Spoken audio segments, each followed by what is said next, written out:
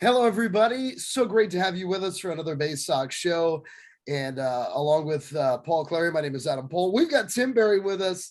Tim, of all the years that I've broadcast baseball, I followed your career more than probably anybody else's. It was amazing how you and I kind of mirrored each other as we worked our way through the Orioles organization. Yeah. Well, wait, stop there. Stop there. You never, ever mirrored Tim. Never. There's no way. I was like, okay. I was the janitor in the championship school that day, and that's what I did. You didn't mirror him. We were grinding together. We were on the bus ride together. We've been in our yeah, we did the whole thing. I remember the first time that Tim got promoted away from my team, and your parents were in town, and they were like, "Oh my God, you've been Tim's broadcaster, for so many. Like, what are we gonna do with somebody else? Because Tim was with the Frederick Keys for a year and a half, 2 years, which is very common for a high school draftee. And then when Tim went up to Bowie, that was when I went from Frederick to Bowie. So the guys that were with Tim Berry, like Zach Davies and the like, those were the guys that obviously I'm very fond of, obviously, because I was kind of on the road with you guys. But with all that being said, how are you doing, Tim? How are things going out there in California? Oh, everything's going well. Everything's going well, man. I'm just here in Irvine, and have a regular job now. So things are. What? You're not doing like baseball warehouse? You're not doing those things like usual? No, and that's like the regular job is like the nightmare of the minor league baseball player. It's like no matter what, it's like, oh, at least I don't have a regular job. At least I'm out here in the outdoors. And so that's no longer the case for me, though. Those are fond memories. So what is your regular job now? I'm working at like an investment firm. We basically we take pension money and we invest it into private equity and private debt investments, and try to make them a healthy return. So it's a lot different. It's stimulating. It pushes me in a lot of ways. So it's a different big leagues for me now. It's like making partner is the big leagues, and so. But you're making more money now than you did as a baseball player then. Well, that's easy. I mean. Okay, just making sure. Anything make more money than a minor league baseball player. Tim, you got to tell us as we kind of go down memory lane, though. We were joking about this a little bit before we started recording, but you were such a unique person as a minor league ball player. The Orioles had a few years in which they did not give an enormous bonus to the first round draft choice. And what they did was they spread out that extra money. So instead of giving the number 5 or 6 pick in the draft $6-7 million, they gave that player $2 or $3 million, and then they used that $3 or $4 million throughout the rest of the draft. And you were a player that got some of that extra money. You were a 50th round draft choice, which is amazing, but you were paid like you were a top 10 round draft choice because the Orioles, knew the great talent that you had, and they kind of got you away from college. So first of all, did you think you were going to go to Oregon? Because that's where you were slated to go pitch collegiately. Yeah, I thought I was going to go there. I guess the backstory is, I signed to go to Oregon, and then had a good couple starts my senior year. Had a one-hitter performance and a no-hitter, and things start to heat up, and I start to get some attention.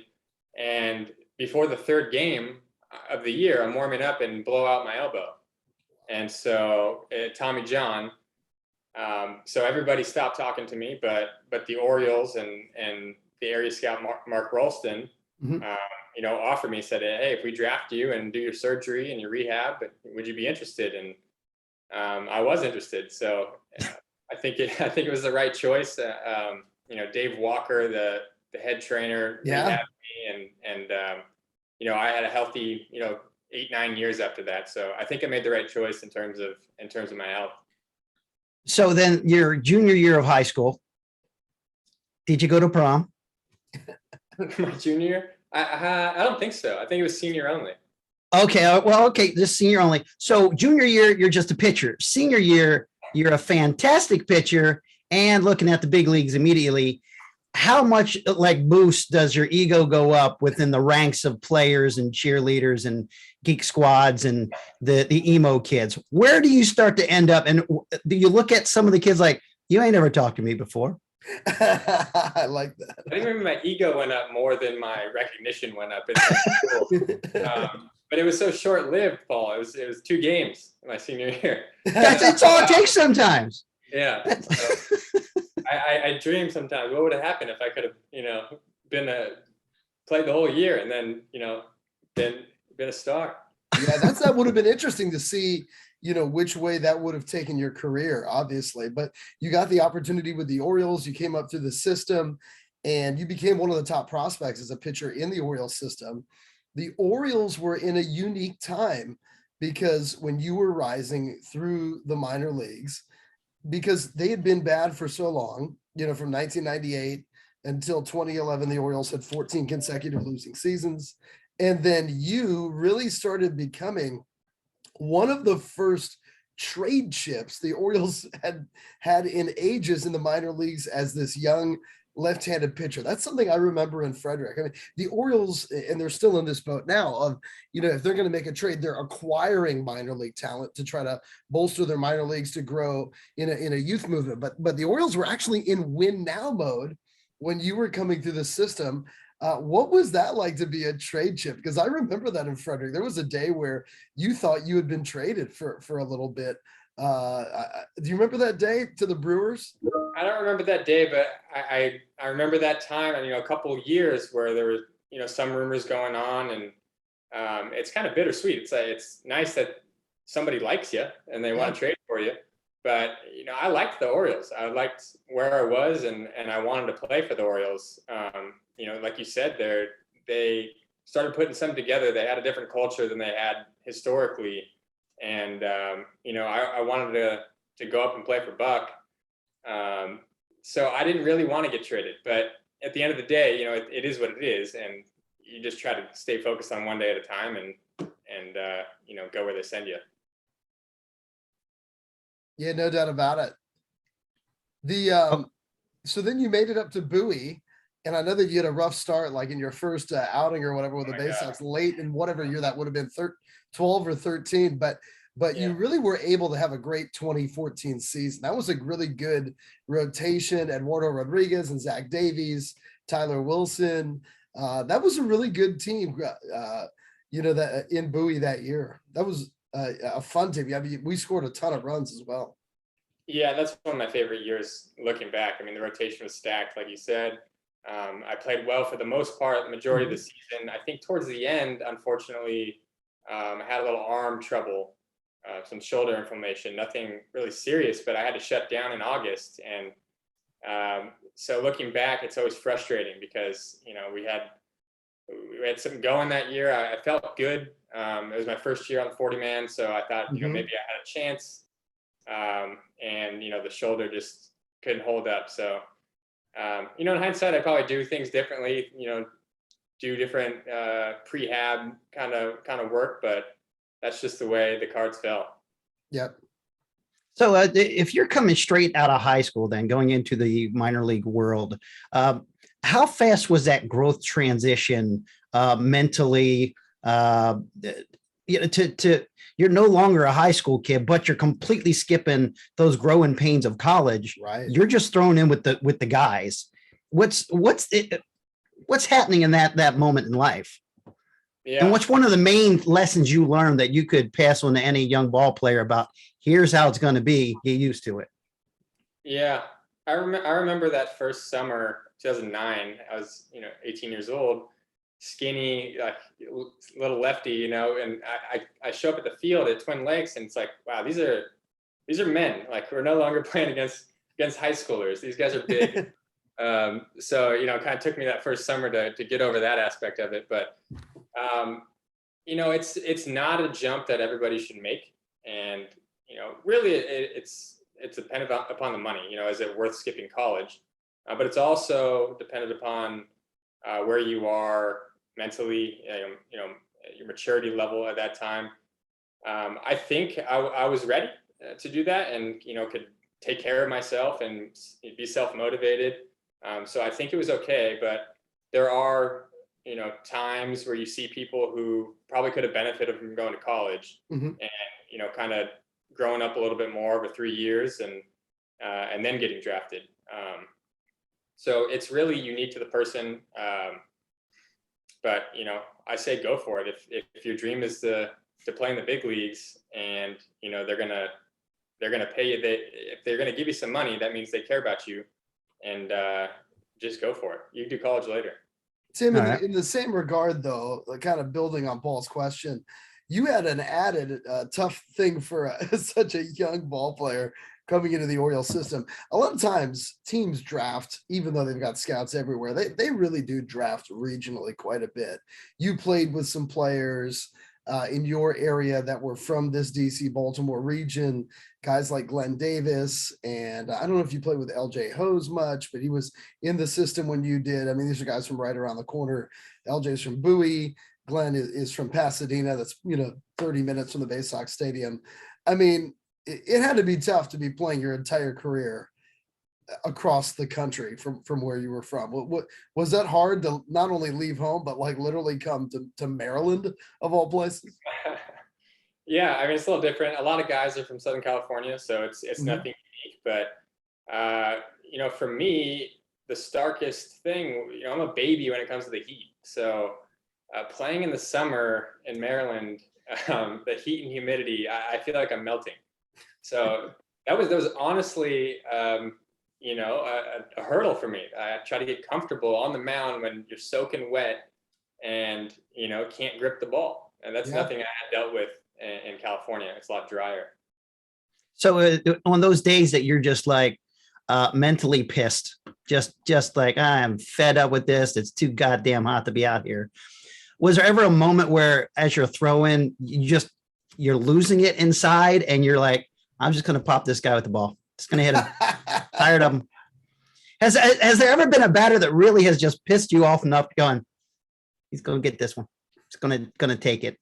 And how do you handle that as a pitcher? Do you just release that energy or you just push it down like your dad has told you all your life? I should probably plead the fifth on this, right? But no, you're not in baseball anymore. Talk the stories. This is it. There are a handful of times where I definitely let out some frustration. Sometimes it's more like you're upset at a certain player or the team has done something. There's a lot of these weird unwritten rules in baseball that I probably don't abide by. As I got older, I thought were kind of silly. But when somebody crosses the line, it's a lot of the traditional baseball players and baseball guys will say, well, you know what you got to do.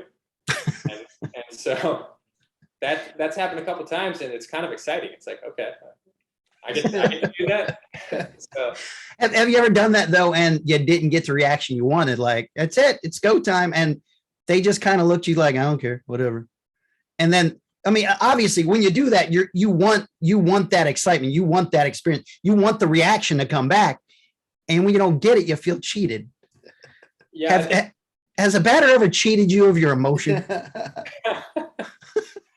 Yeah, I think that may have been the case a couple of times, but there were a few that I can remember where, intentional or not, they thought it was intentional and kind of give you some words, and it's like, well, I'm going to hold my ground up here on the mound, on the high ground, and if you want to come out, then there's only one option. But so how far back in your youngin' years can you remember like your first one in the majors? Now, once again, you're the kid. You're the kid coming in with grown man around you. When's the first time a grown man in that situation was like, I'm going to whoop him right now. It's going to happen. And you just got the look of like, it got real. It just got real. Yeah, probably not until I felt like I had grown up. So not. Then as a rookie going in, who was the batter that you faced that throughout high school, you was like, that's my hero. I like this guy. And then you got to face him. And how do you prepare your head for that and not being just kind of like all struck on, I'm throwing towards so-and-so. This is amazing. Yeah, it's a good question. I guess there are a few of those moments.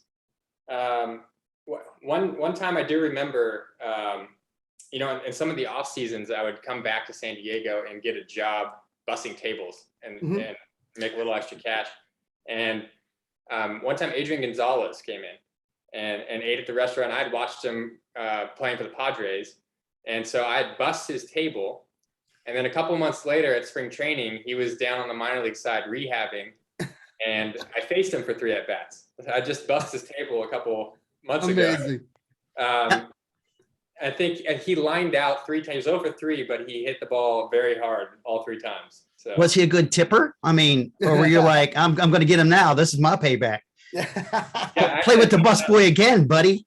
I don't know. Actually, I don't know. I wasn't the server, so Okay. I should have peeked in there. You know, Tim, it dawned on me when you talk about the Heat, though, is was it nicer playing in the Eastern League then? So, you know, in our time when I was your broadcaster, it was the Carolina League, where Frederick was one of the northernmost cities. So the whole year you're just playing down in Virginia and North Carolina, and then Myrtle Beach, South Carolina. And then in the Eastern League, it was the opposite. Bowie was one of the southernmost cities. Only Richmond is further to the south. So you always had that trip. I remember everybody would be so relaxed on that trip up to New Hampshire and Portland, because, you know, it's like, oh, we get to play some games at night and it's cool out. You know, it's almost rejuvenating for your system.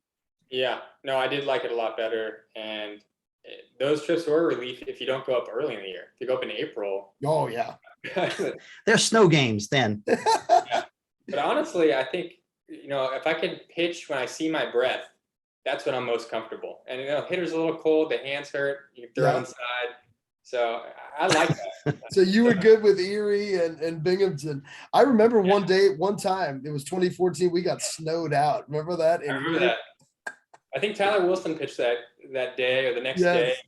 We had to come in and huddle over the heater in between innings. This is the coldest game I've ever been a part of. And Paul, we got to the field, the entire outfield was covered in snow. There wasn't one blade of grass you could see. And they had one guy with a leaf blower, basically. I mean, it wasn't really a snow blower. It was a leaf blower that went out and started blowing the snow off the field. And we were 2 hours from the game. And I just saw him go to his walk. He was like, meh, meh, meh, meh. And he was saying, if we want to play this game, you got to get a lot more leaf blowers out here, because this ain't going to happen. Next thing you know, they had like 12 leaf blowers out there blowing the field. We played this game in 35-degree weather. It was just brutal. And it's nothing to do with the boys of summer at that point, does it? Nothing at all. Lord, oh Lord. So generally, Tim, I start throwing questions near the end of our meetings, our talk tos, to challenge you on your hometown knowledge. I started to look into San Marcos, but apparently nothing really happens in San Marcos. So here's a true fact. The most famous person in San Marcos is Lillian Mummy. You know who she is? I don't. That is Billy Mummy's daughter, who was in the Santa Claus as a kid. That is the most famous, other than Tim, of course. So I've got a list of things from San Diego. We'll go with that a little bigger there. And we just have to see how well you know your hometown. All right, bring it on. All right.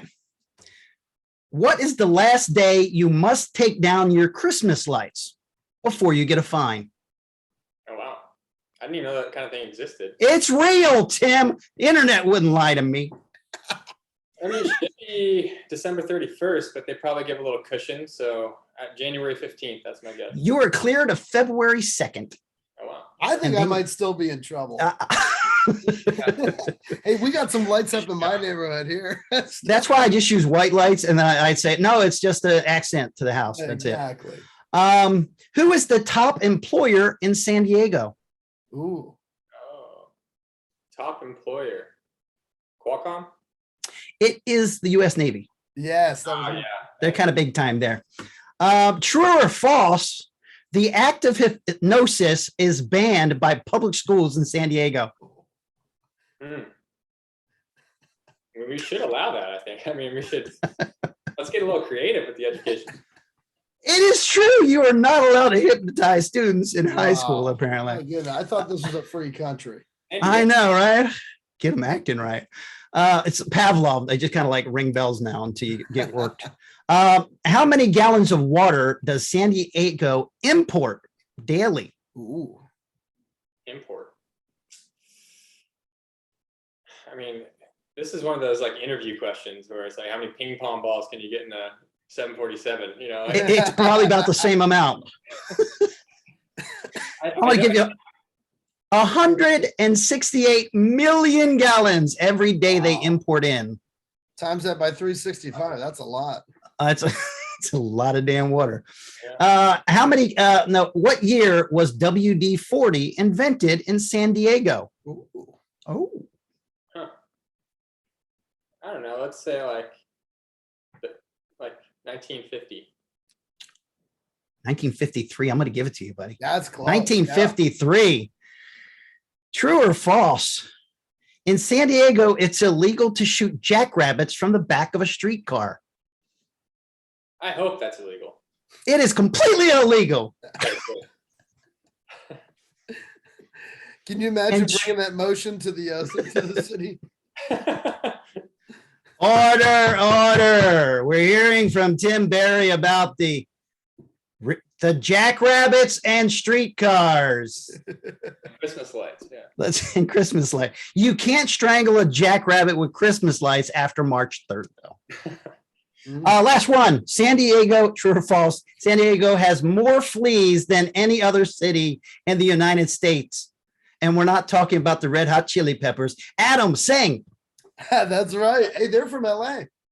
No, but you're the karaoke king when it comes to I Red am Hot the Chili Peppers. karaoke king on the There ain't no doubt about that. I'm sorry. Back to you, Tim. We had a drunk night in Harrisburg or something. I forgot what town we were in. It's crazy. Yeah, I'm going false on that. It's absolutely true. San Diego has more fleas than any other city Please. in the United States. There you go.